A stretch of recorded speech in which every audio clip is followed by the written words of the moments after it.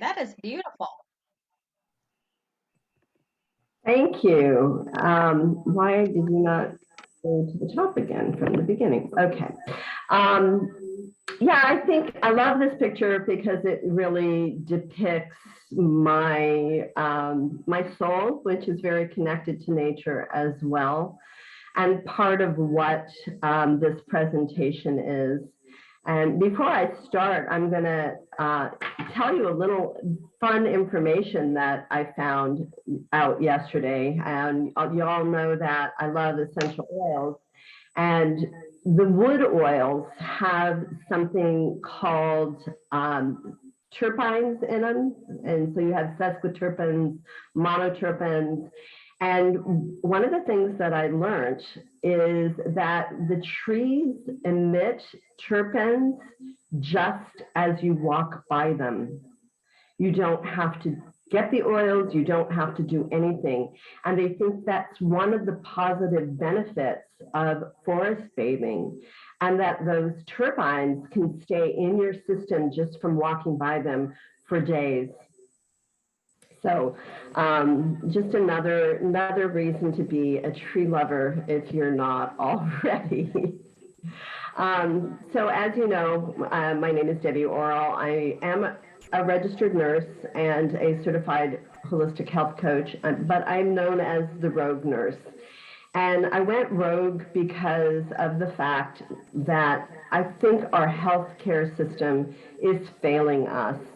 There's a time and a place, and I really love the fact that we have the science that has saved so many lives, but I think that we're failed by not educating what else we can do to help us heal. And it's just usually a matter of here, take a pill and go away. And that's basically how I got on this journey.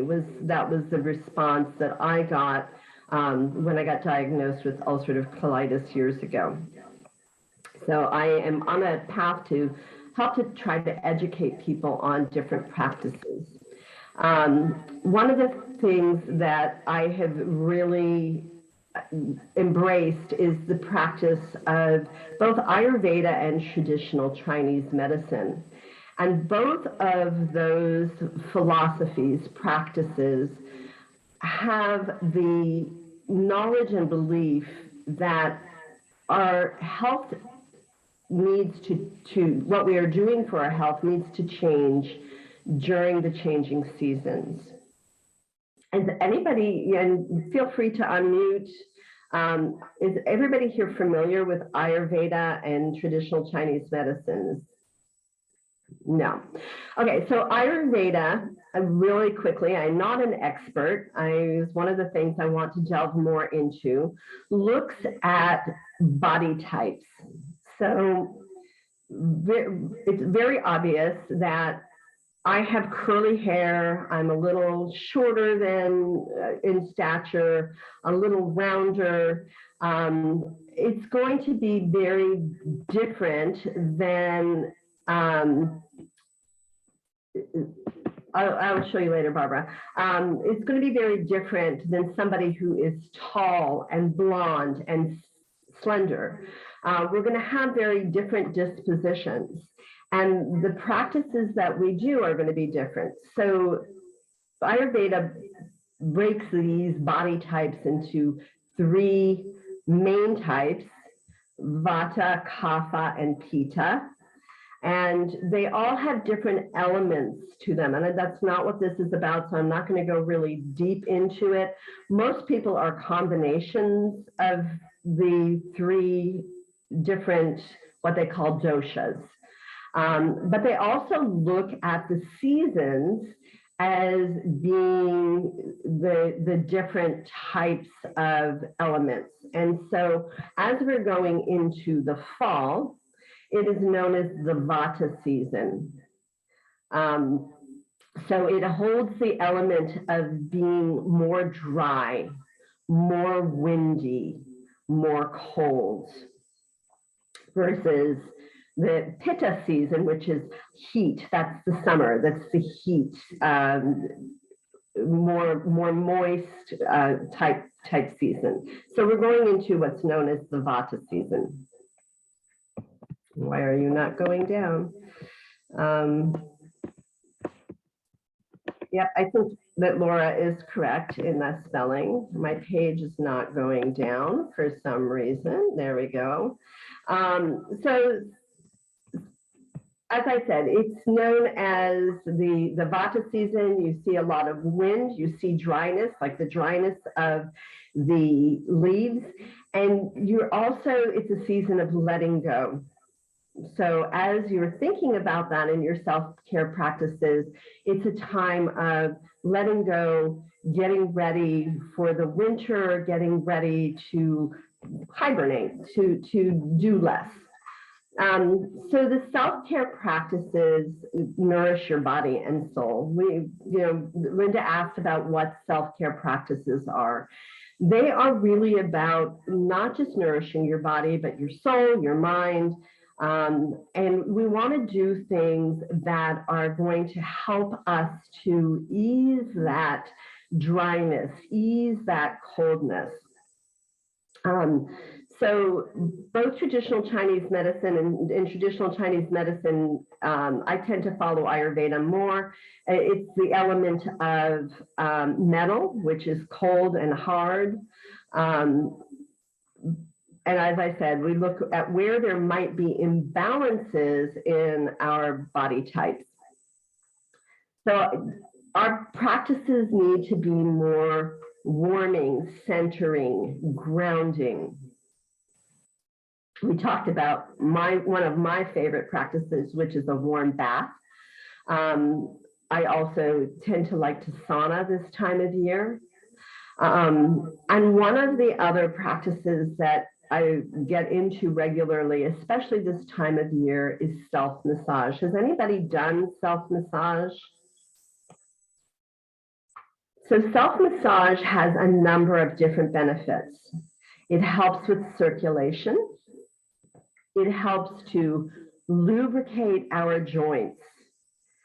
And as I said, this is a time of dryness. So adding extra oil to our body, to our skin, and as I will tell you about later internally, is also very important. It helps with getting our lymph system moving. So it helps with detoxification. This time of year is a great time to do some type of a cleanse. In Ayurveda, they usually do a mono diet as a cleanse.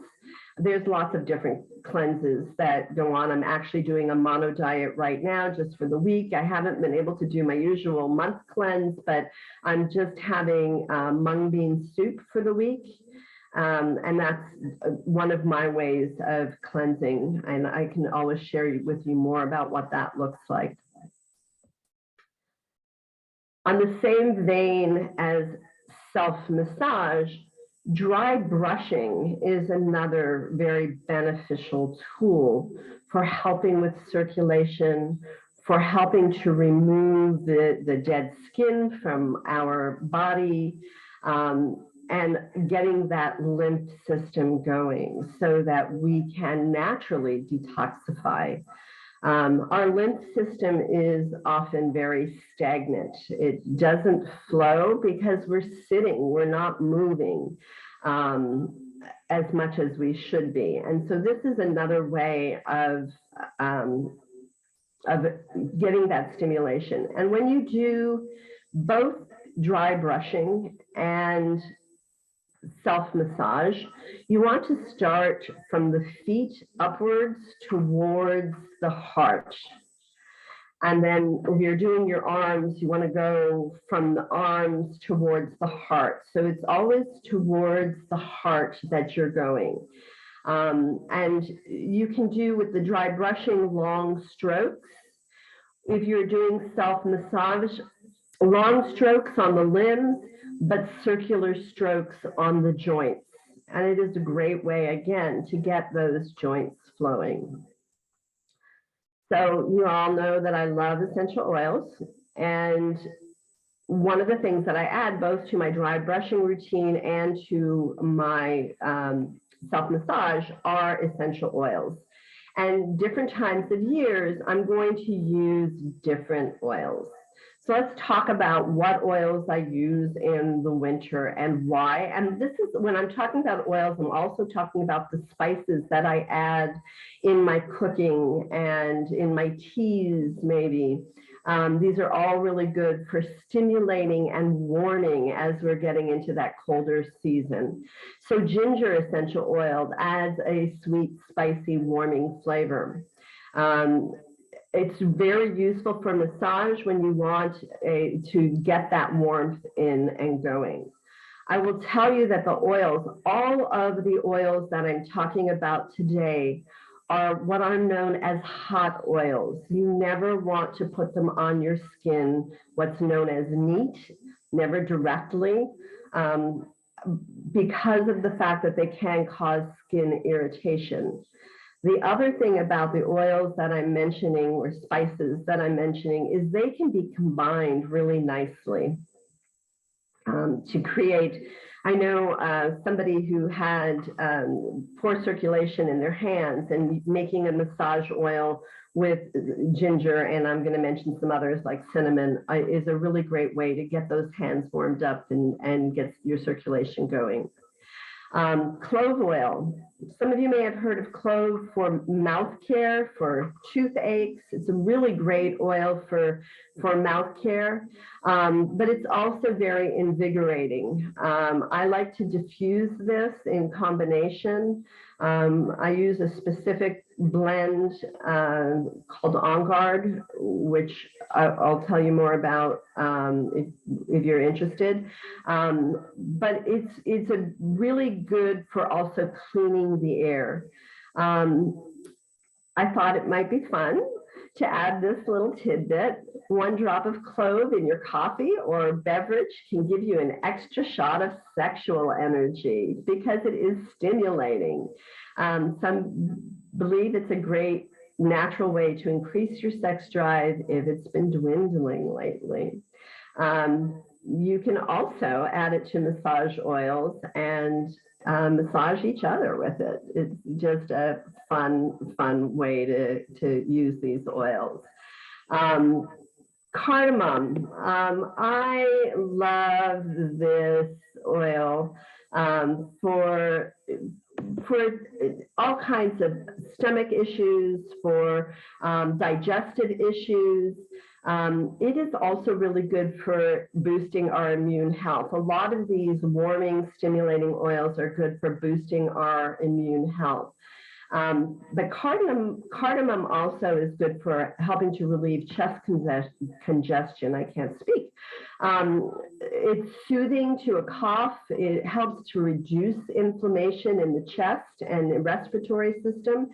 So you can, again, rub that on your chest if you have a cough, or if you have a child or a grandchild with a cough. It's also a calmative. So it's really good for belly discomfort.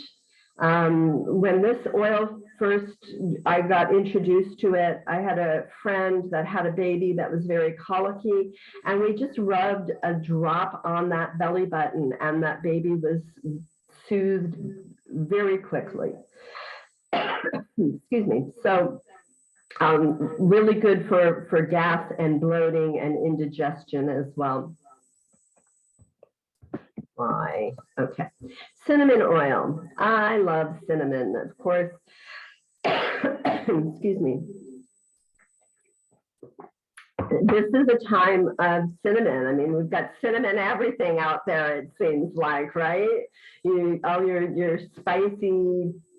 Yeah, it's a part of the pumpkin spice cocktail, but I like cinnamon even separate from pumpkin spice. Yep.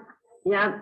And I want to make sure you know there is a difference, a huge difference in cinnamon bark oil and cinnamon leaf oil. That's one of the things you have to look when you're purchasing oils. There's a lot of things that go into it, from species to what part of the plant you're using, etc. I remember when I was first looking at cinnamon, I had a bottle of a different brand of cinnamon leaf oil, and I put a drop on my tongue, and it was like, that was just horrible. Whereas cinnamon oil, I love. It's got a sweet taste to it. It's spicy. It's great in coffee. Again, you want to make sure when you're rubbing it on your body that you use a carrier oil with it. Or I take baths with these oils. You can put it in your Epsom salt first, because a lot of oils, if you just put it on the water, will float on top of the water depending on its viscosity. Some will sink to the bottom, some will float on top. But it's really great for massaging cold, achy joints. And it can be a great surface cleaner. So a lot of oils have antibacterial properties and antiviral properties. I am very cautious to say they don't prevent viruses, because I'm talking to you in public, but Google the research, the science on these oils. It is quite amazing. Turmeric. I'm sure everybody by now has heard of turmeric and the health benefits. Turmeric powder is very different, again, than the turmeric oil. So you have two different chemical components. You have turmerones and you have the curcumin, which is what you see commercially in many of the products that you buy on the shelf in Whole Foods or whatever. You usually see the curcumin. You don't usually see the turmerones, which is from the oil. So the two of them work really well synergistically together, and I love having the benefit of both. It has nervous system benefits. It's really good internally, aromatically, advantageous to the immune system when ingested. It also has that soothing, topically, eases inflammation benefit. And again, combining these oils is a really great practice. It's also a really great skin oil. I used to, before I learned about oils, and I came to oils by actually learning Ayurveda because of one of my mentors who is an Ayurvedic practitioner, but also teaches about essential oils. It's really great for promoting clear skin. And a lot of Indian women, a lot of Middle Eastern women will actually make skin packs that they use, like a mud pack or something that they use on their skin. Can turn you yellow, so if you're using the powder, so be careful with it. But it's really great for the skin. And again, it supports healthy immune function and circulation. Okay, let's talk a little bit about foods. When you feed your body with foods that are aligned with what it requires at the particular time of year, you're going to experience an array of benefits influencing your health and well-being. This is not a time of salads. For both philosophies, traditional Chinese medicine and Ayurveda, salads would be a no-no for the winter months, or at least what I say cold salads, so lettuces and cucumbers and tomatoes and that type of thing. It's not the time for gazpacho. It's not the time for ice cream and watermelon. It is just, you want things that are more warming. So if you want a salad, with fall being that vata season, dry and cold, you want things that are more warming and oily and denser. Nuts and seeds, ghee. If you're not familiar with ghee, it's clarified butter and used very much in Indian cooking and in Ayurveda. You want to use heavier greens like kale and chard and cabbage. and have them often cooked because it's going to be more easily to digest and absorb those oils. So if you think about what comes into season, think about what is happening now. So I have one of my Ayurvedic people that I follow who is not a fan of this whole gluten-free movement. He wrote a book, that's Dr. Douillard, who wrote a book called Eat Wheat.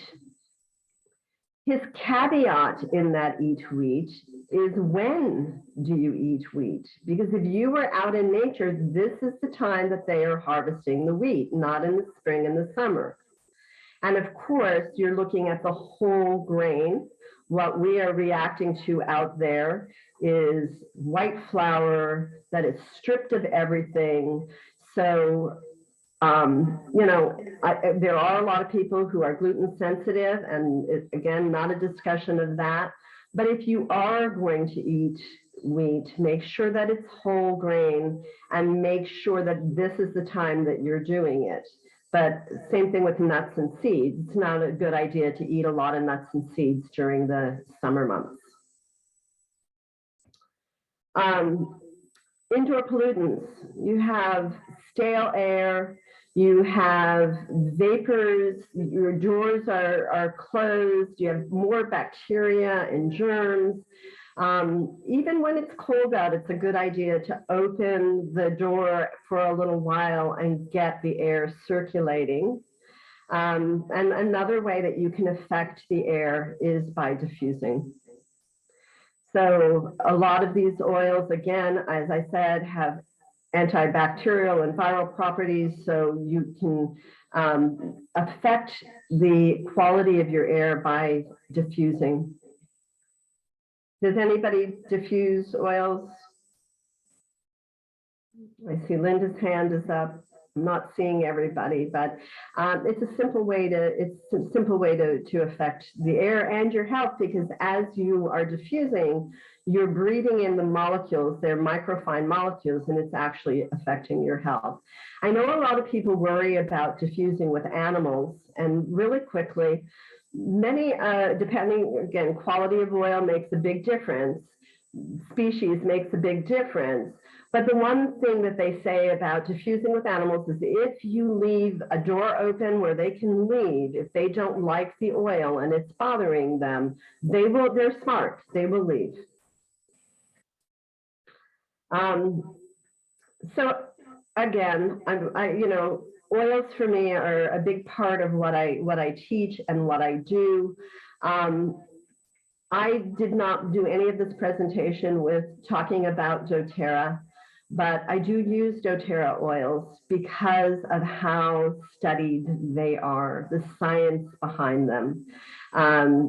They are working very much with the medical community to make sure that the standards that they produce for all of their products, supplements, etc., are high quality, and that they are starting to, we just got published in a pharmaceutical journal. We can now call our lavender pharmaceutical grade because we can prove the consistency in the formula, and that's what you want. We again look at species, where it's grown. All of those things make a difference in the oils that you're getting. And that's it in a nutshell for me. I'm going to stop sharing. This is who I am and how you can get in touch with me. I do have a Facebook group that I'm trying to be better about posting in. It is, again, general practices. I am about really trying to get people to understand health practices, not just here's an oil and that's it, but looking at what I call the 5 foundational elements of health, which is eating, exercising, sleep and stress management, and decreasing toxic load, because it's a big one for us as toxins in our environment. And then, of course, informed self-care, those things that we're doing to care for ourselves. Anybody have any